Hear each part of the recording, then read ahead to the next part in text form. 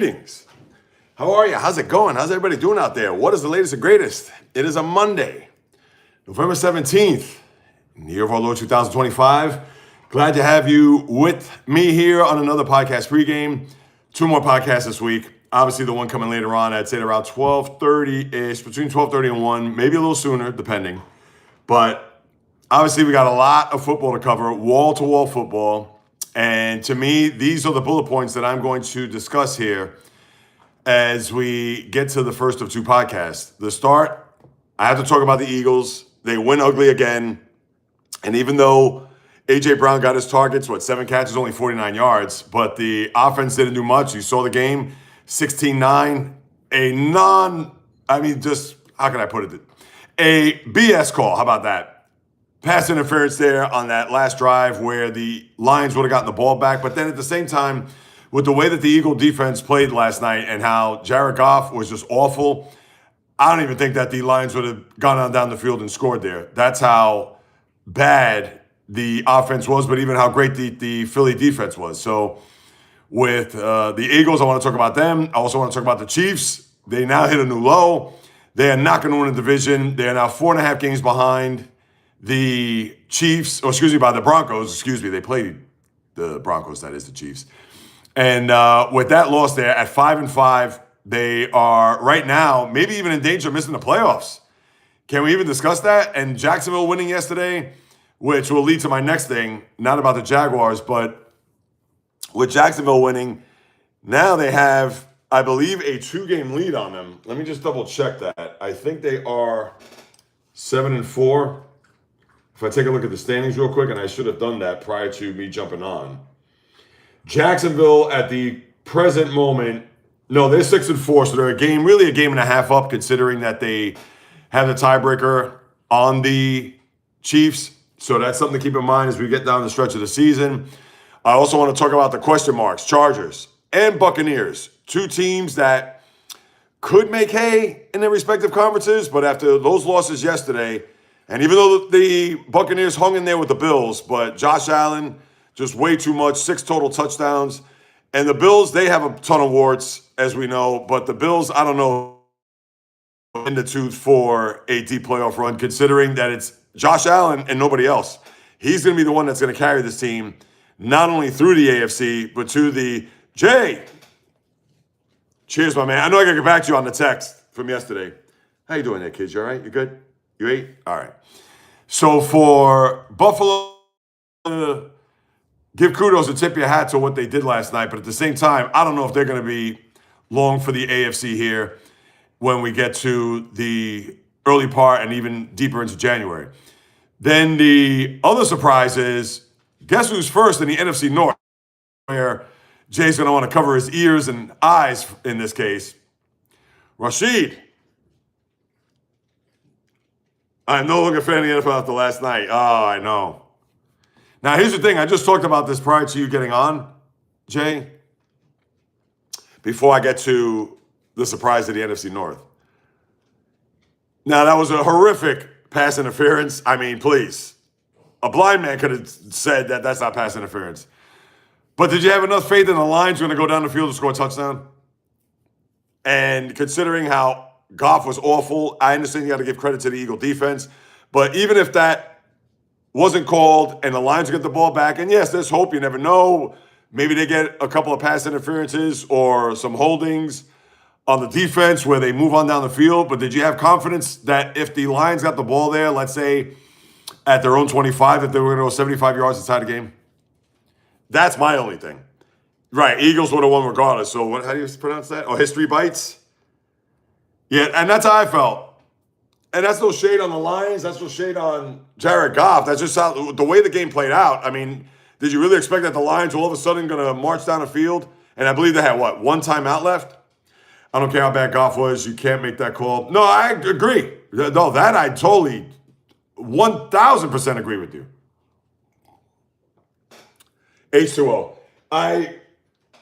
No ifs, ands, buts, babies about it, Jay. Without question. That was a horrific call. I mean, how do you make that call? If anything, I think Collinsworth even said it. No, was it Collinsworth? Yeah, it had to be.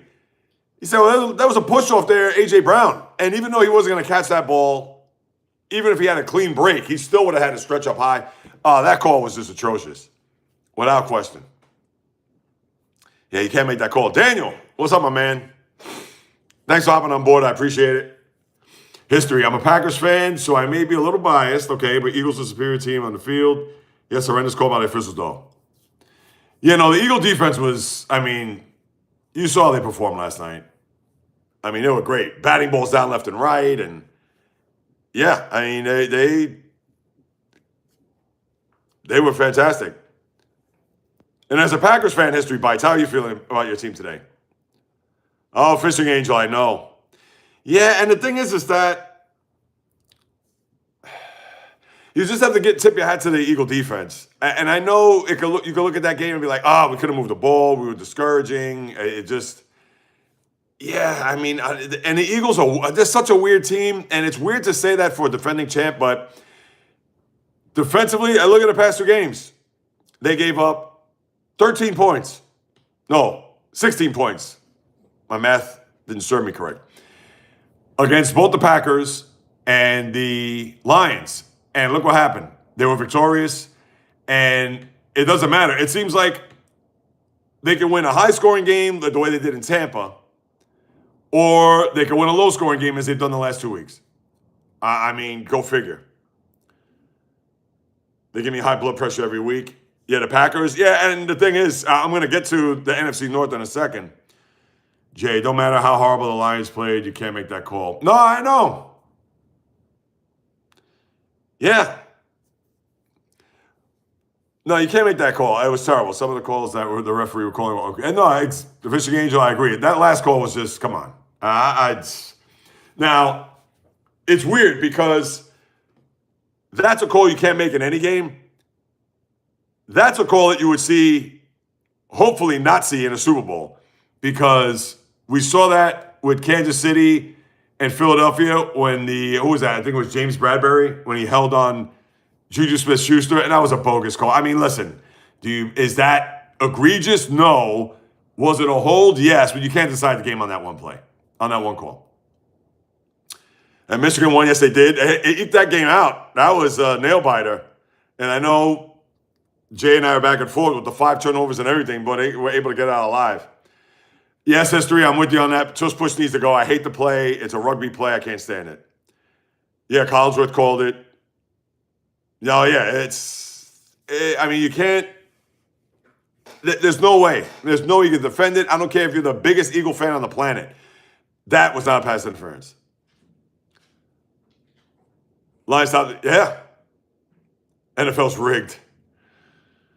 Oh, gambling's involved. You never know, especially in this day and age. But, to what degree, though, Fishing Angel, that's the thing. And, right, when you even look at the Super Bowl, for that matter, that hold, and you can even look at the Super Bowl Rams-Bengals when it was a 3rd and 10 deep in Bengal territory, and Logan Wilson held Cooper Kupp, and that was not a hold. I mean, it's a terrible call. But, yeah, Tush Push I can't stand. I've been saying that for eons. And hopefully they outlaw it. I don't know if they didn't do it this past year. Now, what are all of a sudden going to do it this upcoming offseason? I don't know. I doubt it, but we shall see. But speaking of the NFC North, the shocker, who would have thought, forget about the beginning of the year, even 3 weeks ago, that the team that is on top of the NFC North as of right this very second, it's not the Lions, it's not the Packers, it's the Bears. And listen, their schedule is going to get rough here. And I am not going to champion them by any stretch. But you got to give it up. That was a big win yesterday. Clutch kick there after the Vikings went on down the field to make it 17-16. They're late in the game, and then they got the winning field goal there, Cairo Santos. And listen, if you're Ben Johnson and even Caleb Williams, you got to be ecstatic with the progression of the quarterback. And not that he's played great, and they've won some crazy games too, but they've been resourceful. They found ways to win. Now, they play the Steelers this week, my team, which, do I even need to get to them? I understand the game yesterday was a win for them. Who knows if Aaron Rodgers is going to play? He may have a broken wrist. That will be for Thursday's live stream and podcast, and even maybe for the Wednesday live stream. Wednesday, high noon, 12 noon, right here on YouTube, or the podcast pregame, 9:30 a.m. on Thursday, which, of course, I have the podcast coming at you later today around 12:30. But the Bears, I mean, I thought they were going to be a team, if you go back to my NFL preview, that they were going to be a surprise. Now, I thought they'd be more of a fringe playoff team. Now, I still don't think they're going to win a division. They still have the game against the Lions on Thanksgiving. Oh, no, Packers play the Lions on Thanksgiving. They still have to play the Lions. They still have to play Detroit. Their next two games, Pittsburgh at home, then they go to Philadelphia Black Friday. And they still have the Lions. They still have the Packers. I believe they still have to play the Packers twice. So, yeah, their schedule is difficult. Exactly. Thank you, Jay. So they're not going to win a division. If they do win a division, they're going to earn it based on just beating the teams in their own division. And, yeah, let's see how they do. I don't think they're going to win a division. Now, as far as the playoffs go, listen, right now they're in the mix. You got to put them in the middle of everything. But I have to say that when it's all said and done, I still think they're going to be on the outside looking in. I think either the Lions or the Packers will find a way. And the thing with the Packers, they got that tie. So as long as they have the same amount of wins, and because it doesn't matter with tiebreakers, they can lose, as crazy as this is going to sound, they could lose the two games to the Bears. But if they have the same amount of wins, so let's say, for instance, if the Packers are 11-5-1 and the Bears are 11-6 for the division, guess who wins the division? The Packers, because of that tie. So you just got to keep that in mind here as we get down the stretch of the year. Bears play winning teams every game, left besides the Browns, and the Browns are no cakewalk. Browns defense was good, and that was a rough game yesterday because I was watching that a little bit. I was at a birthday brunch, and thankfully they had TVs. But not that I have my full attention to what's going on. But, no, the defense was really good. But then once Dylan Gabriel, not that I'm trying to make him out to be Bernie Kosar, and, of course, Bernie Kosar, speedy recovery as he's getting a kidney transplant. I believe it's a kidney transplant. Maybe it's liver. No, I think it's kidney. And obviously he's not in good shape.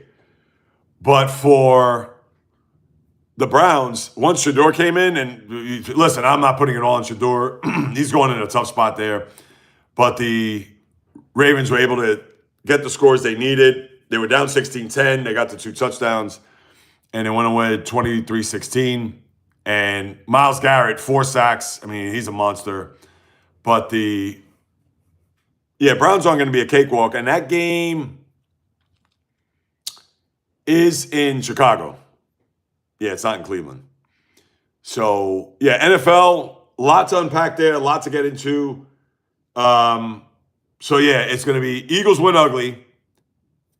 Chiefs, I'm not going to say they're done because you can't count them out once you get to January, but they're not winning a division. They're going to be on the road throughout the entire postseason, which we have never seen.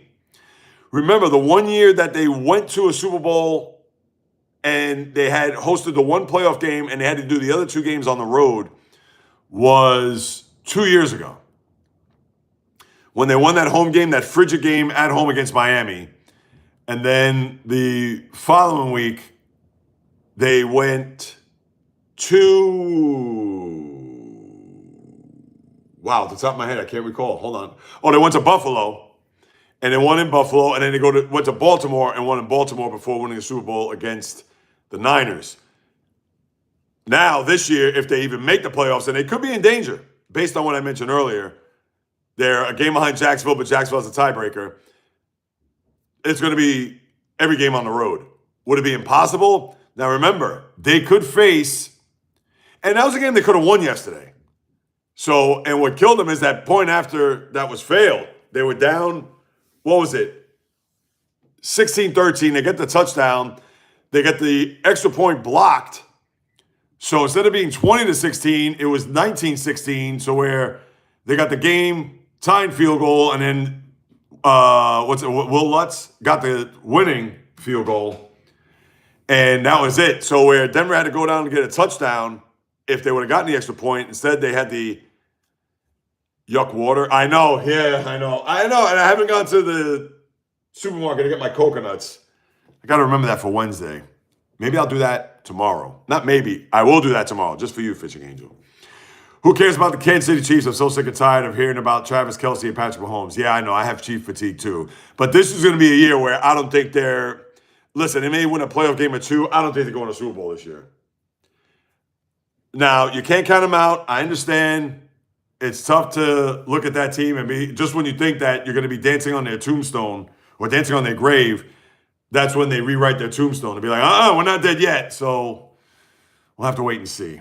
But that's what you have with the pro football. I'll get into that, obviously. College, it was another wild weekend. I know we talked about Michigan before, winning in Wrigley against Northwestern. And even with all the turnovers and Northwestern doing whatever it takes in front of that Wrigley faithful. I say Wrigley as if there was a baseball game. Tatsuya, Eagles winning but playing like crap. Too bad Giants can't put it together. Yeah, that's one of the themes I want to talk about on the podcast is how the Eagles, they win ugly and sometimes they even win scoring big, as they did when they beat Tampa early this year. But, yeah, the Eagles, they always find ways to win. And, I mean, what more can you say? They're both horrible players. They're only getting recognition because of the Taylor Swift. Well, more so Kelce is. Now, and I know he had a good game yesterday, Travis Kelce, but... Yeah, I mean, listen, he's long in the tooth. He is obviously a far cry from what he once was. I mean, he'll have games like yesterday where he'll show up, but yeah, I mean, what's that? I don't get it. Bates made the 52-yard field goal easily. Why not try it? Oh. Yeah, at what point are you referring to in the game there? I got to go back and think. Why not try the other times? I don't get it. Yeah, because I was in and out of that game last night, so I'd have to go back to the play-by-play, Jay. But yeah, as far as the college, I mean, the shocker was Oklahoma winning in Alabama. I mean, their defense was stout. Their offense didn't really do much in the game, which I'm sure if you're an Alabama fan, you got to be sick, but because of those 3 turnovers, which led to 17 points, that was the difference in the game. And for Oklahoma, I mean, that was as big of a win that you could possibly have. Late in the year, on the road, Alabama is going to be out. I believe they're already, what are their rankings now? I think Georgia's now up to 5. Let me just check here. Of course, you're going to have Ohio State, Indiana, A&M. Well, Georgia moves up to 4, and then Ole Miss is at 5. Because Ole Miss on Saturday beat Florida. But then you have Oregon, Texas Tech, Oklahoma goes to 8. Notre Dame, Alabama drops to 10. So with that win, Oklahoma, and then on top no, I didn't talk about Chris Boyd yet. I will talk about him on the podcast. Jay, I'll get your comment in a second. Yeah, Chris Boyd, he was at a restaurant in Midtown. And remember, the Jets didn't have a game yesterday because they played Thursday night. And therefore, critical but stable condition. He got shot. I don't know where. When I read that story, it was, I mean, listen, beyond surprising. Yeah, and Kozar's a liver transplant. I did say kidney. It's a liver, so my bad. All right, here's this thing about Boyd. Where did he get shot? That's what I'm curious. Shooting happened after 2 a.m., outside of business, but it was a restaurant, though. Police say a 29-year-old man was shot in the abdomen, taken to Bellevue Hospital, did not release his name. Gunman fired 2 shots after the dispute with Boyd turned violent. You know what they say, nothing good happens at 2 in the morning when you're outside of the home. In a case like this, shooter fled the scene. Everybody sends prayers to Chris Boyd. Yeah, it doesn't say. Boyd hasn't played this season, his first with the Jets. He was on injury reserve because of a shoulder injury. And that was the other thing, too, because I know he was a Jet corner, but obviously has not played. Revamp special teams. Yeah, we know about that. Yeah, it doesn't. Why doesn't it say where he was shot? But anyway, it seems like he's going to recuperate. Fingers crossed. But yeah, that's a terrible story.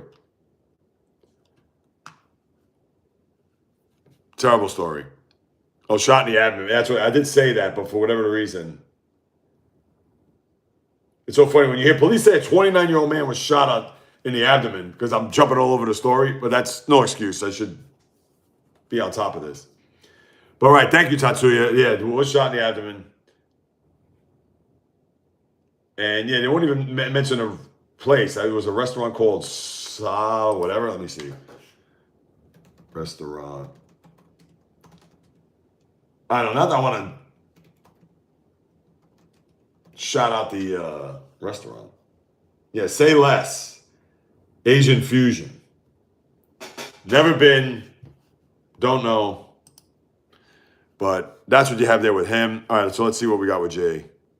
The field goal at the end, he nailed it. Why not even try the rest of the game? Oh, right. Yeah. Yeah, how many college football teams had 5 turnovers and still won? Not many. I had to smoke a lot of joints to get through Saturday and Sunday's games. Yeah. Yeah, game Saturday in particular, when you have 5 turnovers and you still win, that is, and it's almost miraculous. Because, wait, where is, yeah, I don't know, Kenny Easley, I know, a terrible story there. All right, what else we got here? All right, yeah, that's it for now. Yeah, so Oklahoma, very impressive. Georgia took Texas to the back of the woodshed. Now, they scored the 21 points in the fourth quarter, up 14-10. But the Longhorns certainly did not do much offensively. And I understand they had to convert a couple of big fourth downs on that drive, which led to the touchdown, and then the floodgates opened from that point. And then Notre Dame beat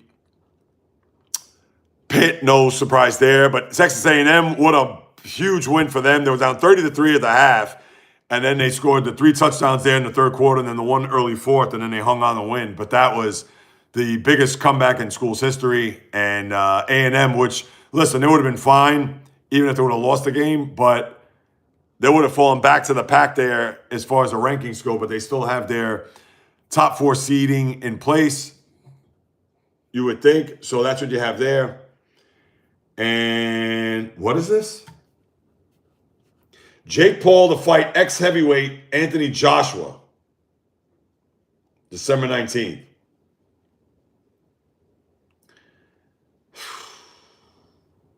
Anthony Joshua. Now, we all know that that's going to be a farce. And the funny thing is that fight should have taken place between him and Gervonta Davis Saturday. But, yeah, I just saw that there. I'm not going to get wrapped up in that. Even though I mentioned it, I get it, but please. Yeah, so that's going to be with the football. As far as NBA, scored 30 points in the first half and 0 in the second half. That may have cost Beamer's. Oh, yeah, I know. You're up 30-3. You couldn't get another field goal, anything? Yeah, that was... And listen, give it up for Marcel Reed and for what A&M did, but geez. I think they took the foot off the pedal, off the gas, and that was it. They thought that they were going to win 49-10. But as far as, NBA, there's not really much to discuss there. I know now you have this situation. I know we didn't talk about this, Jay. The whole Lakers, they're investigating them as far as gambling goes with a couple of their staffers, Randy Mims and was it Mike Mancias, who have a connection there with LeBron. But listen, they're just talking to him. They better not uncover a lot of stuff there, because that will be something that everybody's just going to go bonkers over if LeBron's involved in any type of gambling, which, listen, other than the decision, he's made all the right moves in his career. And as much as he loves the NFL, I don't know if he's gambling or doing stuff on the premises. That we'll have to wait and see. I'm sure he's not betting on games, but I'm not going to get crazy here. Hey, Ali, why you have black ring? This is a wedding band, but it's a silicone because my regular wedding band, which I don't want to wear when I only wear on certain occasions. So that's why I got the black band. Left hand, even though maybe it's showing you right. Let me see. Yeah, right hand, left hand. So that's why I have it on there, Ali. I appreciate you hopping on board. Sorry, daughter was calling me to say good morning. Ah, okay. Good morning to your daughter, too. Fishing Angel. So, yeah, so that's what I'm going to have there with the NBA. Not much to really discuss there. As a matter of fact, wasn't there something else that happened? I know you had the Draymond Green with the fan. Now, Draymond needs to relax because I guess the fan was making some sort of comments in reference to Angel Reese where he doesn't score but gets a ton of rebounds. And then his ego came out in the press conference saying that, yeah, he was drawing at me. For the most part, he was calling me a woman. He's like, I got 4 kids and another one I'm on the way. I'm no woman. It's like, Draymond, relax. If the fans are going to say something, tone it out. I mean, really? Now, I understand they're going to say something personal about your family or whatever. Maybe they call what? Because he called you Angel Reese? You play like Angel Reese? Now, I don't know what the exact quote was. Now, it did interview the guy on the side who, and that was crazy, how Draymond just walked up to the guy and stood right in front of him. And I get it that he probably, I don't want to say has a right to do that, but the sad thing is that all he's doing is precipitating. Thankfully, they didn't get to that point. And I understand maybe security should have got there sooner. But yeah, that's not good. You want to, if you're on the court, and he was on the court, he may have been like right at the out of bounds because I know that guy was sitting right at court side. If you want to stay in bounds and you do like point to the guy or maybe point to security, hey, this guy's calling me names or whatever, all right, fine. But don't stand nose to nose with the guy. LeBron with Stephen A. Now, that's a different situation, I guess. But even though Stephen A., everybody knows him, but for Draymond to go up to that guy, whether he was right out of bounds or not, he shouldn't have done it at all. And if the guy was getting personal as far as his comments go, all he had to do was just call security and be like, hey, I'm not handling this. Let them do it. And that's it. And I understand Draymond he's always that guy's going to have, not a chip, he's going to have a block on his shoulder. The second round pick, Michigan State. He's a guy that is always going to play with his heart on his sleeve. And I loved what Wembanyama dunked on him, even though the play didn't count the other night. I don't know if you saw that, them jostling, and then he spun around on the inbounds and dunked it on him, and he just yelled in his face. Oh, man, that was great. And I got nothing against Draymond. I just don't like it that as good of a career as he's had, and he's won championships, he's a champion, can't knock that, great defensive player, et cetera, et cetera. But to me, Draymond is a guy that anybody gets into the Hall of Fame, but in my eyes, he's not a Hall of Famer. So, what do we got here? Gibbs was the only line that showed up to play last night on offense. Yeah, he did have a very good game. Where do they get these shady referees from? Ryaris? Toys R Us. All right, I got you. They're fishing it. Yeah, they probably did get him Toys R Us. Val, what is happening? Draymond, I'm not happy with him. I love that, Val. You're objective. She's trying to say Toys R Us. Yes. Val, I wouldn't be happy with him either. It's like enough with the antics, with the... There was no need for him to go and be like nose to nose with that guy at all. And like I said, you want to be a few feet from him, you're on the court, because then the guy can't obviously cross those lines. Once he does, he's toast. And then Draymond has every right to swing on him. And I understand that even if Draymond goes out of bounds and he's actually in the blue part, because, you know, once you get past the white line, I guess what that part of the court was blue there in New Orleans. Once you're on there, you're like fair game to get swung on. Because now you're going into the space of where the spectator is. That's like if a player in football or baseball, if they jump on top of the dugout and go to the stand and start fighting, then guess what? You have every right to swing on that guy. So once you're on the court, then, yeah, you're asking for big-time trouble. So, yeah, Draymond, yeah, they beat the Rangers last night, Fishing Angel. Yeah, Draymond just needs to, come on. I'm just so tired of him and his antics. I mean, what are you going to do? Yes, Niners did win 2, Val. I'm sure you're happy. Steph Curry struggled. Yeah, that was after he scored 46 and 49 against San Antonio the 2 prior games. Yeah, Niners. And then you had the Rams win, which keeps them ahead in the division with the Seahawks now tied. Wait a minute. The Niners, they haven't had their bye yet, right? No, I think they're now. Wait, hold on. Niners are 7-4, 7-3. I think I said, or 6-4. Hold on. 7-4. They haven't had their bye yet. So Seattle, they're ahead of them in the division. Yes. In Seattle, how about Sam Darnold yesterday? That's why I'm not a big believer in Seattle. I know the defense is good and Darnold has been good, but yesterday, that was hideous. And speaking of hideous, I got to talk about the Chargers and Buccaneers. Ooh. Paper Tigers. Yes, and that's the other thing too.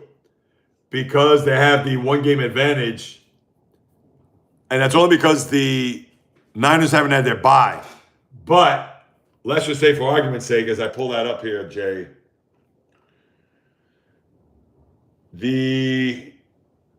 that's not good. San Francisco has a better conference record. They're 7-2. Wait a minute. The Niners have only played 2 out-of-conference games? They lost in Houston. Let me just pull up this, what you call it. What was their other loss? Well, they lost in Houston. Yeah, they still got to play the Browns, Titans, and Colts. And their other loss outside of the Jaguars. That's right. Yeah, and they still have 3 games against the AFC. That's why they have. So they're 7-2 in the conference, the Niners, where the Lions are 3-3. So yeah, Lions obviously have a lot of work to do, but even more so, the Niners have a big advantage in the conference. So even if the Niners, when they have their bye week, the Lions win that week, they will still have the tiebreaker.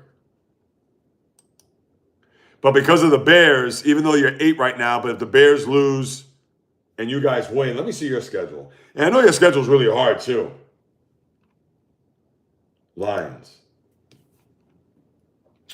All right, you got Giants at home, which that should be a win. Then Packers, Thanksgiving.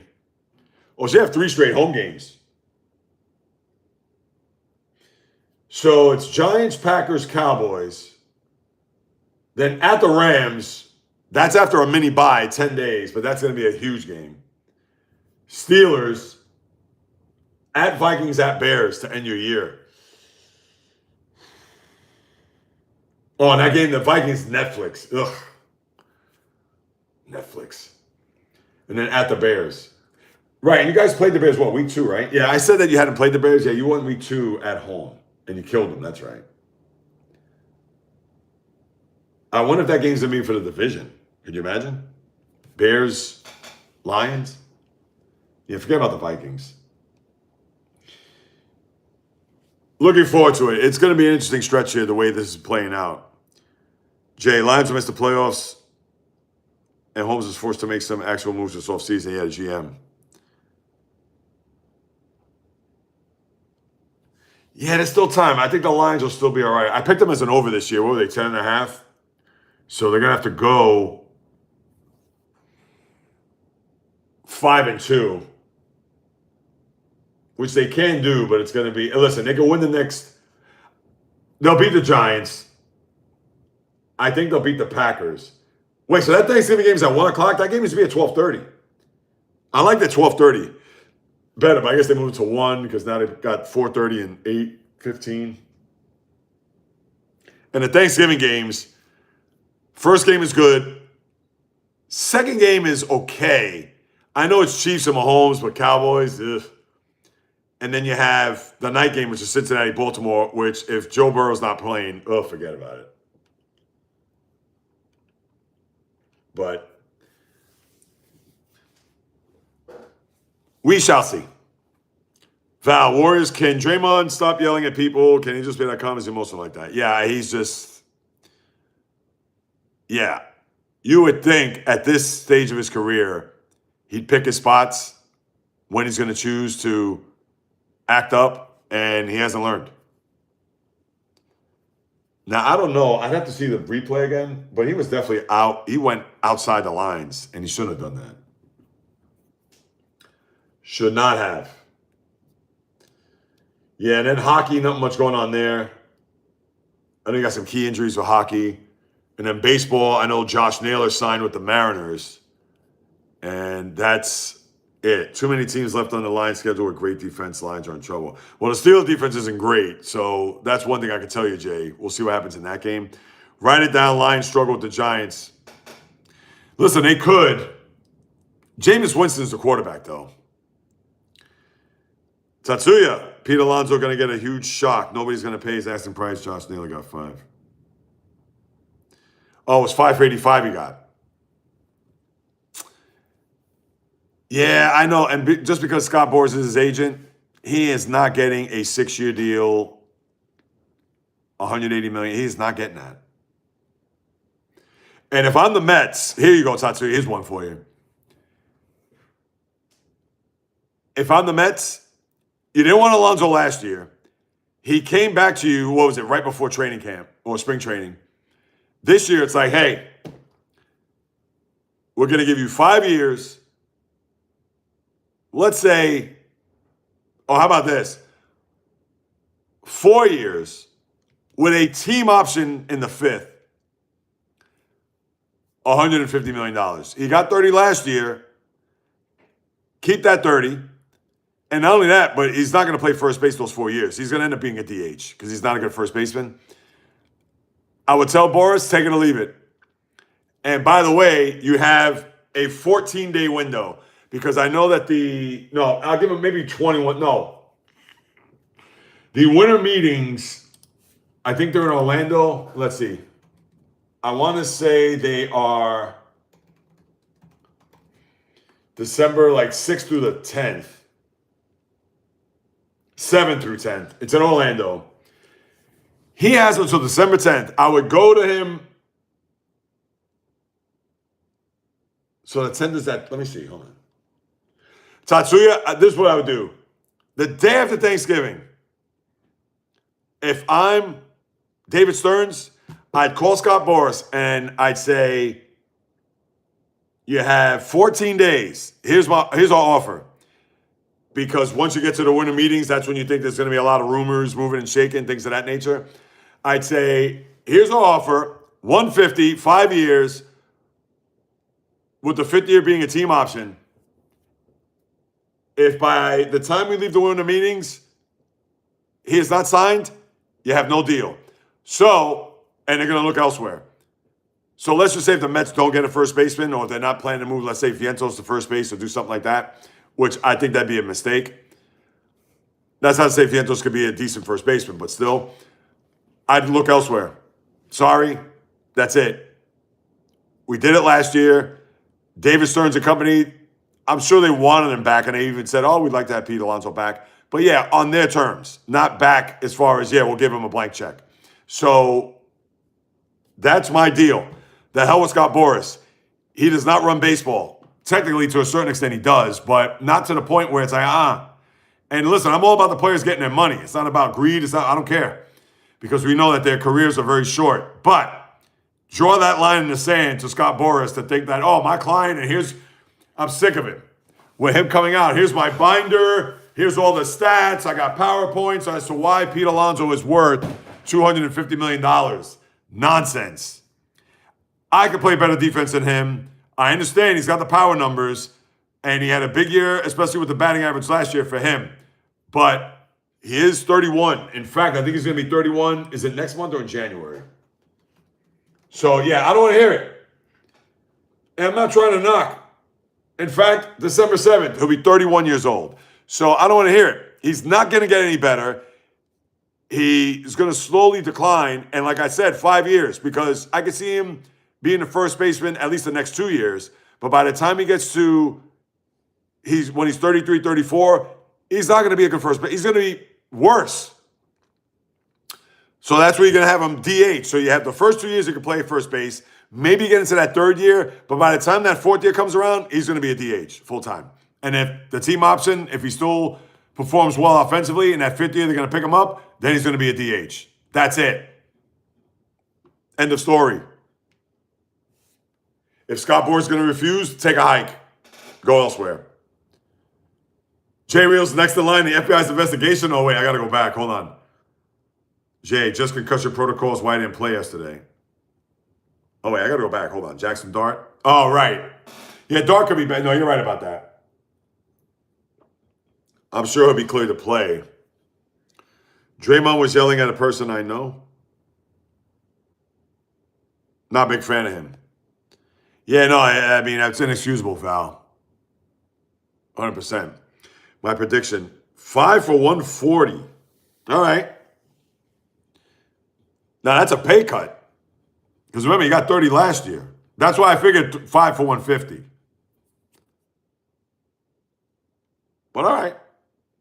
JAYREELZ next in line for the FBI's investigation. What? They're going to come looking for me, or am I going to be part of the investigation to look for what's going on? You know me. The good thing is, not even I'm clean, my conscience is clean. And not to unpack that, because let me tell you something. There's nothing that any individual that's walking this earth, the biggest luxury that anyone could ever have is a clean conscience.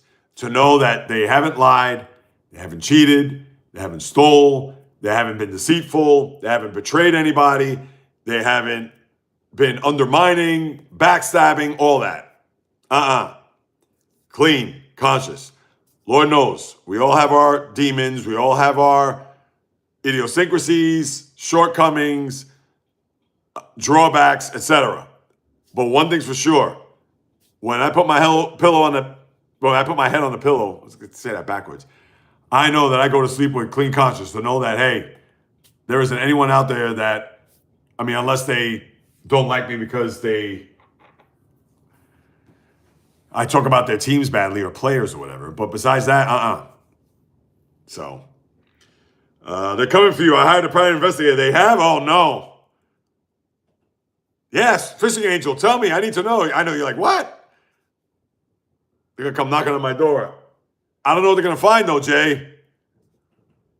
Oh, I know you're joking. No, I'm having some fun with you, just going back and forth.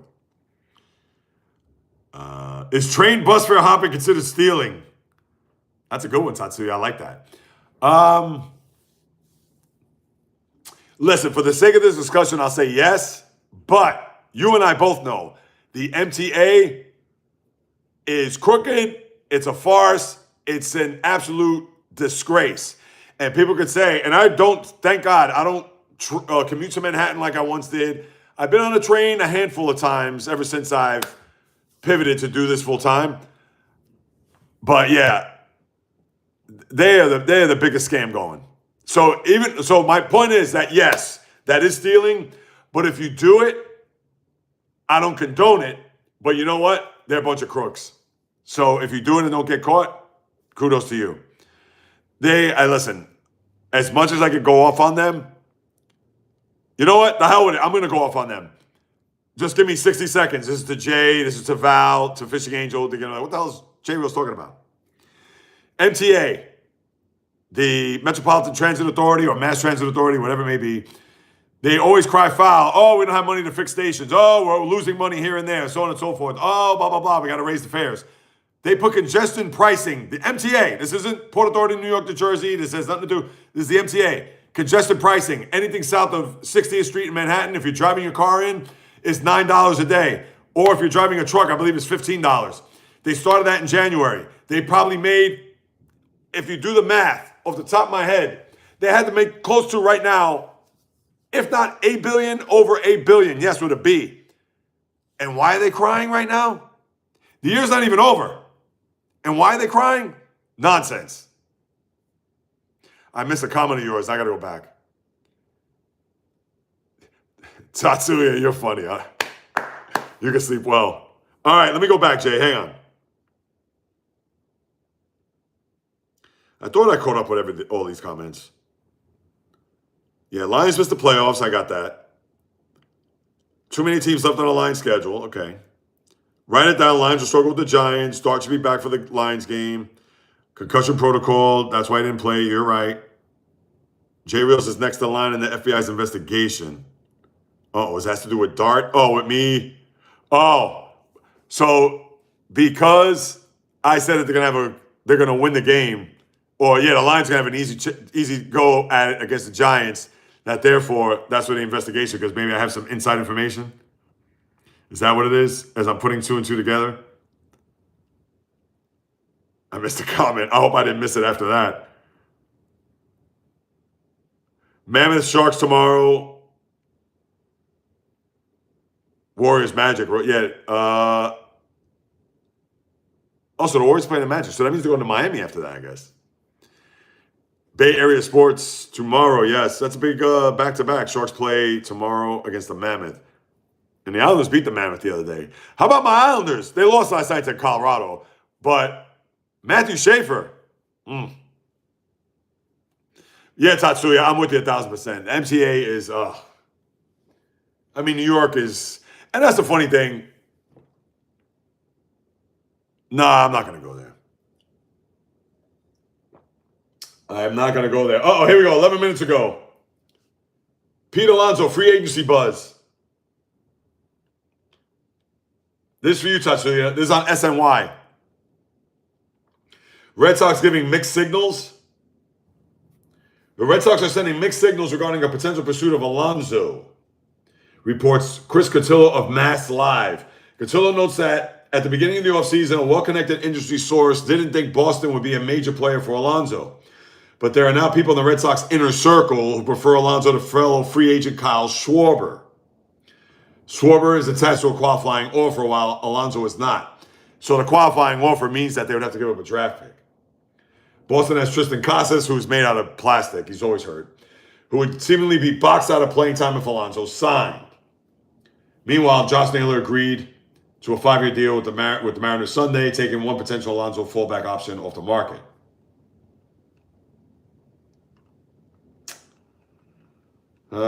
Yeah. So that didn't really tell me anything, quite frankly. Hold on a second. How old is Schwarber?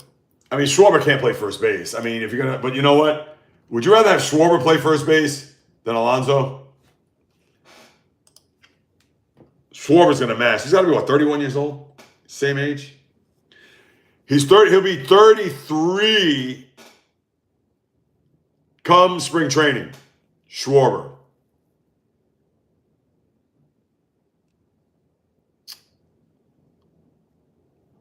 I love Schwarber, though. 56, 132, batted 240, 145 hits. No, Mets got to get, no, I don't want him. Mets got to get younger. All right, here we go. Will Smith, average Jersey Sharks. Oh, nice, Val. Is it not showing up for you? Wait, is it not showing up for you? I put getting a crown in the comment section. I'm calling the FBI. No, I didn't see that. Yeah, I did not see that. Hold on, I got to scroll back up then again. Yeah, I don't think it's showing up there, Jay. I put for never getting a crown in the comment section. I'm calling it. No, I didn't see that. I don't know what happened. First basemen are for good hitters with poor defense. Teams are loaded with these players. Pete is a dime a dozen. Listen, 100%. And Schwarber. What I'm afraid of, watch the Yankees go after Schwarber. They can't, though, because Giancarlo's at DH, because they're going to put Schwarber. They can't put him at DH. Do you believe that Schwarber was a left fielder when he came into baseball? With the Cubs? Oh, he's a butcher, but, Love his bat, though. All right, 10:21. Yeah, I don't know what happened to the comment. It's not on Fishing Angels either. Oh, wow. Yeah, I don't see it. Aaron Judge got a gimpy arm. Now, you're right about that, but it was because of that tendon. I don't think it needed surgery or anything like that. But, yeah, he didn't have the same arm when he came back after hurting it in Toronto. What was that? In late July, I think it was. So, yeah. Rocking the Steeler helmet right here. There you go. I got this helmet from the NFL Experience. They had it in Times Square. Tatsuya, I don't know if you remember that. That was like 2017, 18. Very short-lived. I don't even think it was a pop-up. I think they put it, the NFL Experience. And, yeah, that experience was short-lived. They thought it would be a big hit. And it was cool. I liked it, but I think I have some video of that. I should probably post that on my socials. Yeah, me doing, they have the what's that called? What's the thing that you do when you test your vertical leap? That thing, it looks like a bunch of, like you hit it. I don't even know what that's called. I gotta look that up. But yeah, I got some video of that somewhere. Maybe I'll post on my socials for those who follow me. But yeah, that's it for the sports people. That's what we got. You got a Monday night game you could skip. Dallas at Vegas. Oh, what is this? Oh, I see your boy Kate Cunningham has a new deal with Nike. So get a signature shoe. Good for him. And what is this? Seattle linebacker backs Darnold. If you rip QB, F you. Oh, Ernest Jones the fourth. Sam's been balling, yeah. Yeah, but here's the problem with that Ernest Jones. He's a former Ram. No, he was the Titans. I understand he's backing up his boy. I get it. But here's the problem. Let me see what he says. Sam's been balling. This is Ernest Jones the fourth, the linebacker of the Seahawks. If you want to try to define Sam by this game, Sam's had us in every effing game. So for him to sit there and say, that's my fault, no, it's not. It was plays that defensively we could have made, opportunities where we could have got better. Stops, it's football, man. He's our quarterback. We've got his back. And if you've got anything to say, quite frankly, F you.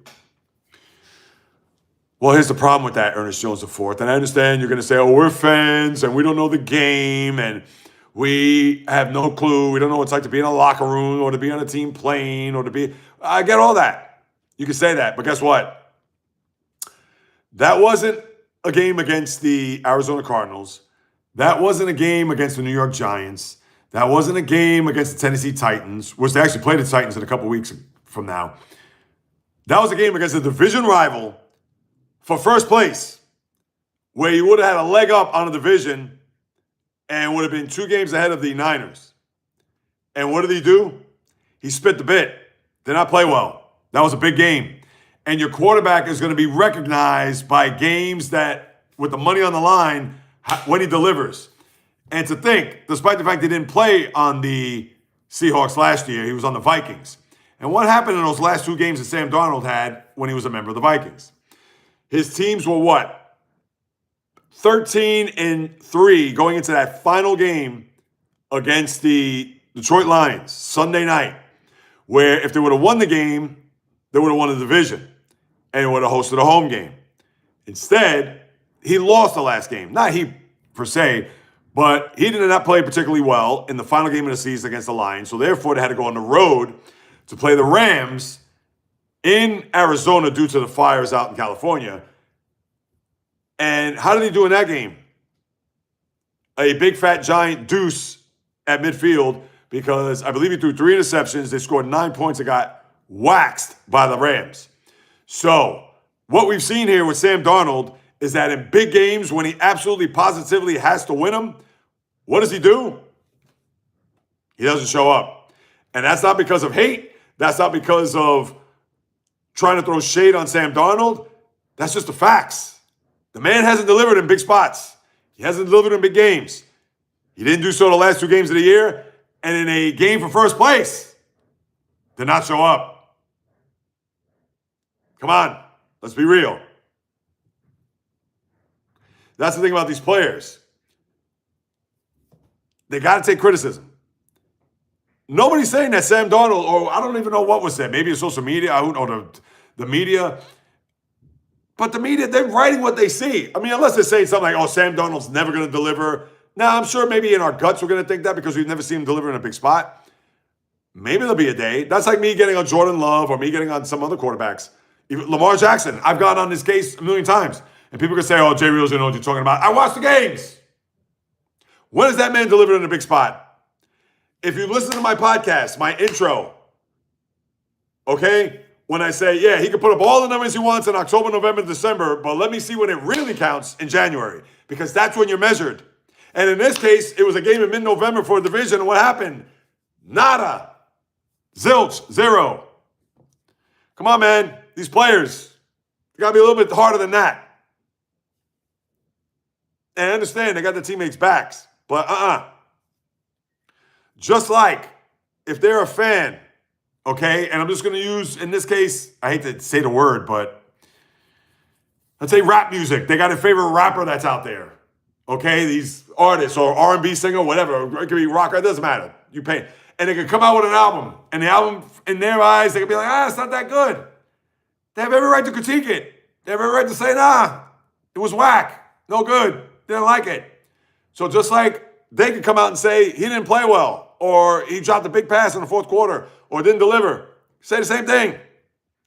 Or you have a director that you like in the movies. Oh, I love Tarantino. He comes out with a bad movie, you'll be like, yo, I hated it. And right, you don't have to be a writer, a director. You don't have to work on a movie set. If you love movies, and that's the one thing, and I'm sure everybody can hear me out on this, and I'll read your comments, and then I'll have to wrap up. But that's what I can't stand with these athletes, even the former athletes. And I know the Draymonds of the world have even said that. These guys don't know what they're talking about. They've never been in a locker room. They've never been on a court, so on and so forth. Yeah, but Draymond, we've been watching basketball before you were born. Let's start there, number one.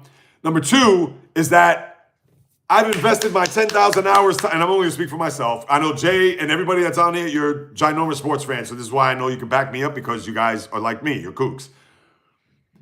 I got 20, 25, probably 30,000 hours watching, reading, writing, podcasting, announcing, even playing. I didn't play professionally, but I played high school, etc.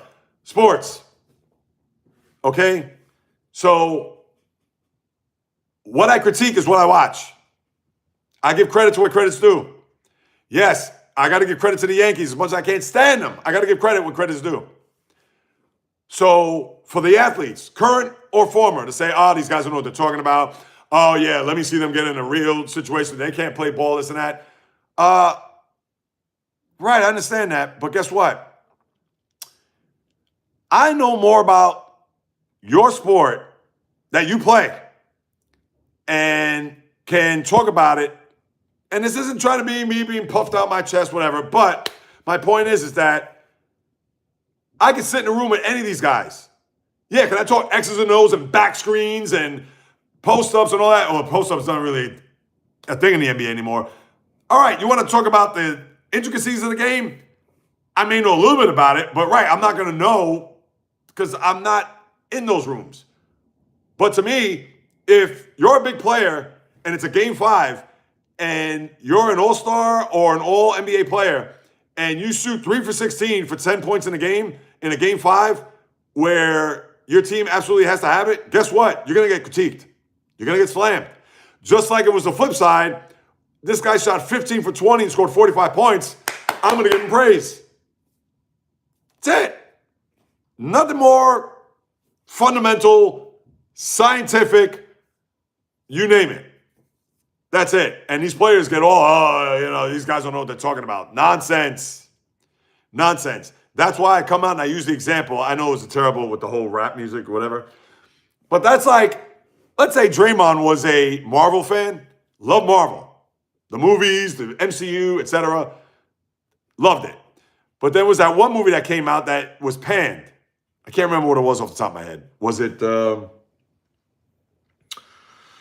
I'd have to go back and look. But it just got panned. It wasn't really that good. And if he came out and said, oh, what's up with this movie? I didn't like it. What, are the directors of the Marvel comic universe going to say, well, Draymond, you never been on a movie set. You never wrote a screenplay. You don't know what it's like to produce a movie, blah, blah. Well, he can't critique it if he's a big Marvel fan? That's why for the players to come out and say that, I just laugh in their face. I just laugh. I laugh. Because half of these players, they couldn't even tell you. All right? And I'm being real. If I sat with these players, especially these youngins out here, and they're going to tell me, oh, you don't know anything, JAYREELZ, blah, blah, blah. I'll be like, let me ask you something. Do you know who Bob McAdoo is? Do you know who Spencer Haywood is? Do you know who Elvin Hayes is? Those guys wouldn't even know who those three that I just mentioned if they fell on them. Wes Unseld? I'm going way back. All right, let me even go 90s. I'll go 90s. Would they know who, and I won't even go like Sean Kemp, because I would hope they know who Sean Kemp is. But I'll go 90s basketball. Would they know who B.J. Armstrong is? Would they know who Derek Harper is? Would they know who Rolando Blackman is? Would they know who Tom Chambers is? They couldn't even tell you. And that's why I have to say, I rest my case. You're talking to a kook here. I eat, breathe, sleep, drink this. And I don't have vendettas against anybody. I understand people can say, well, dang, JAYREELZ supposed to have Alpha Draymond. We just use him here as the example. But, come on now. You're talking to the wrong person. So for anybody out there to say, oh, you know what you're talking about? Okay. You keep saying that. That's why true sports talk. This isn't clickbait. This isn't rage bait, even though I'm coming out like a rage. But this is passion. That's what it is. I know I'm getting a little crazy. I'm off the hinges here. So my apologies, people. But, you know, I take offense when I hear athletes, former athletes, whatever, right away to get on a high horse about what we don't know. Because you get us all, and I mean all of us. If we happen to sit in the same room with these people, please. Put us in the same room with the Stephen A's and all these guys. And listen, I don't want to pick on Marcus Spears either. I don't. I like Marcus Spears. I got nothing against him. But for him to come out to say the other day that, oh, you know, the Dodgers won the pennant, and they did technically get to a World Series, but they were referring to the World Series, is like, why is he even talking about baseball? Why? Why? I mean, it's bad enough Stephen A. can't even talk baseball right, because when it was brought to his attention about the NL playoff picture and how he was saying how the Dodgers are they going to be able to get out of the conference, not out of the National League. Oh, they got the Padres in that conference. You got the Mets in that conference. You got the Phillies in that conference. He's talking the National League as if it's a conference. Stephen A., you're getting paid the amount of money you make, and you're coming out saying, oh, and I still deserve, and that's still not enough money. I still deserve more money. What? If you're making $20 million, you're calling the NL a conference, then I deserve twice as much as you're making, which obviously I'm not. And yeah, again, I know I got to reel it in, people.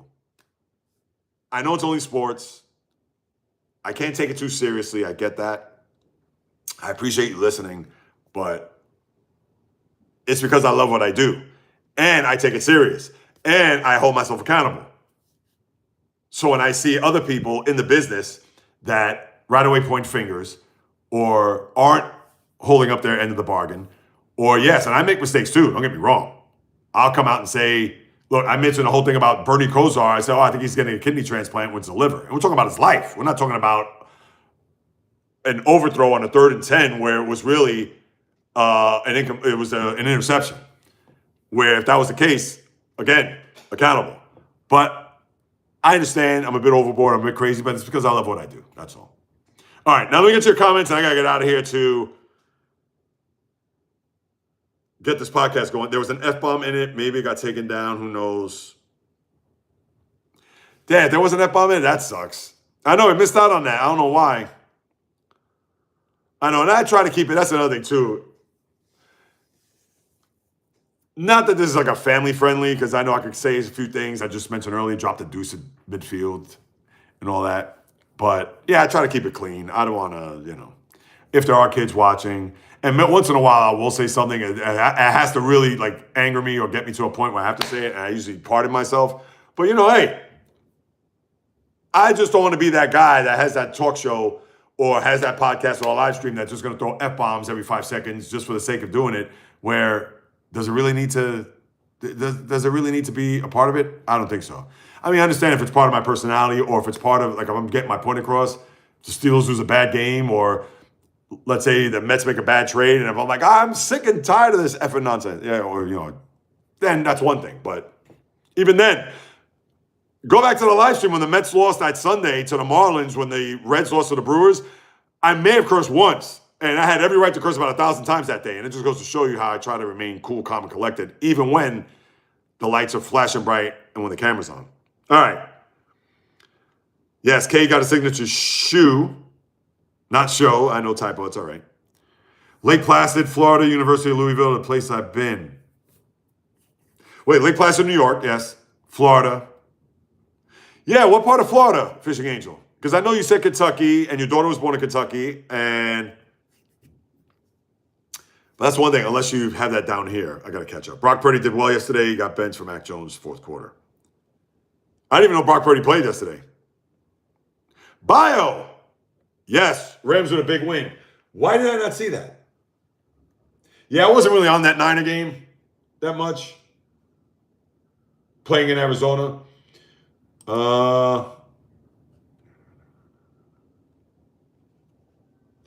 Brock Purdy.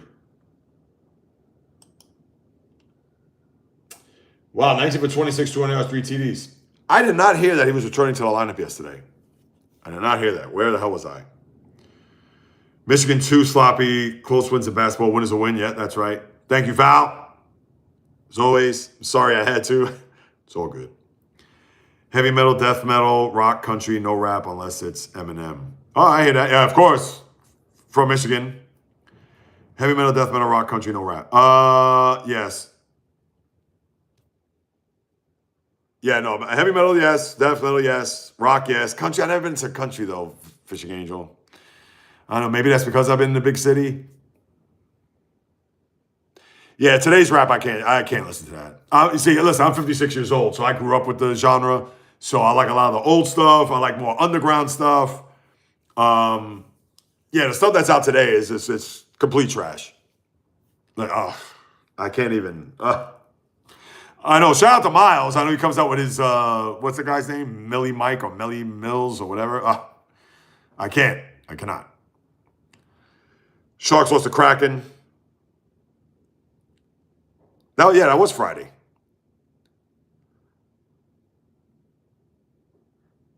Play basketball more. Yeah, you're right about that, Val. He does. Baby food, softest player in history, Keith Van Horn. Wow, you're bringing up a player from the past. Yep, went to Utah, played under Rick Majerus and Michael Doliak. Remember him? Yeah, you think players in the NBA today know who Keith Van Horn, even Michael Doliak is? Now, you talk about a nondescript player. And Van Horn was good. What was he? He was in that 97 draft. Wasn't he drafted 2 overall? Because, yeah, I believe it was 2 overall. It was Duncan Van Horn, and then the Celtics, it was Chauncey Billups.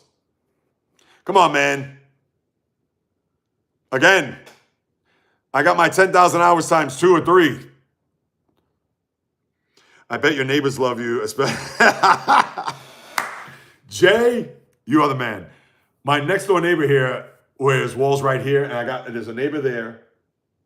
So I got the 2 neighbors here on one side of the floor, and then down the hall, they could probably still hear. Listen, I'm a human microphone. You can hear me across the street, doesn't matter.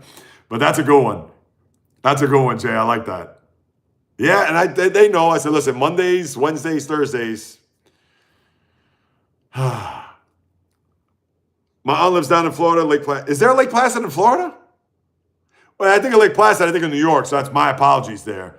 Oh, that's cool. I didn't realize that. Man, it took another comment down from me. Really? What is going on? No F-bomb in it. Oh, wow. Old country, Johnny Cash friend. Oh, no. You see, the old country, no, I can understand that. Yeah, to me, that's country. Like the new country, I can't get into the new country. I mean, I can't get into I'm not a country fan anyway, but no, you're talking Johnny Cash, you're talking Randy Travis, you're talking, yeah, that. Listen, I mean, Johnny Cash, he's Johnny Cash. But Yeah, I'm not into today's country. Nah, just, I don't know. To me, music, and listen, it's subjective. It's your taste, and of course, I have respect for everybody's taste. I don't care. They can look at whatever genre. But I like music that, depending on the mood, depending on how I feel, I like music that's going to uplift. I like music that's going to, I understand country has that element too. It's not like country's all, oh, I lost my lover and now I'm going to drink and that's terrible for me to even say it in that way. But, you have those love songs that, you're sad, whatever. But yeah, to me, all the old stuff is the best stuff. I mean, it goes for any genre of music, whether it's the classic rock, whether it's classic hip hop, whether it's classic R&B, classic whatever, even like the heavy and death metal. I mean, to me, in the 80s and all that, and Jay and I, we talked about that one time. So, yeah. Steelers, will they make the playoffs, you think?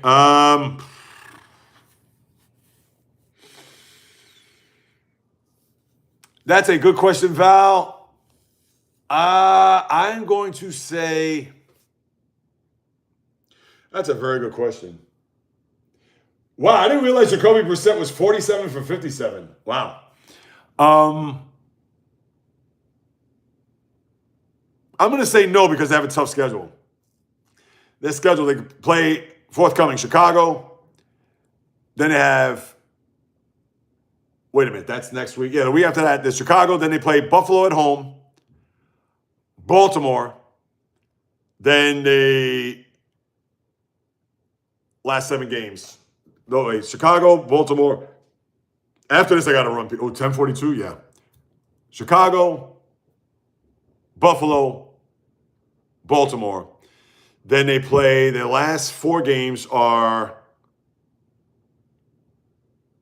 Lions, Browns, Ravens. I'm missing a team. Wait. The Ravens at home. Why am I missing it? They play the Bengals. Ravens. Holy crap, I'm drawing blanks. Chicago, Detroit. They play a soft team. I should know this. I'm not going to even look for reference. If I got to be here for an hour to figure this out, I'm going to figure it out. Goodness gracious, who is that other team? Because if I go by the dates, I'm going to say, so November 30th is the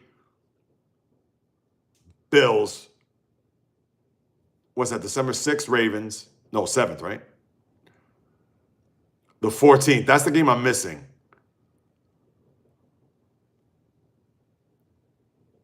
That's the game I'm missing. Hold on. It's a soft team. Oh, my God. Is it? No, not Tennessee. Now it's going to get me. It's going to get me. No, I'm not looking it up. I know somebody's going to post it there, so. Yes, Fishing Angel. Have a great day to you and yours as well.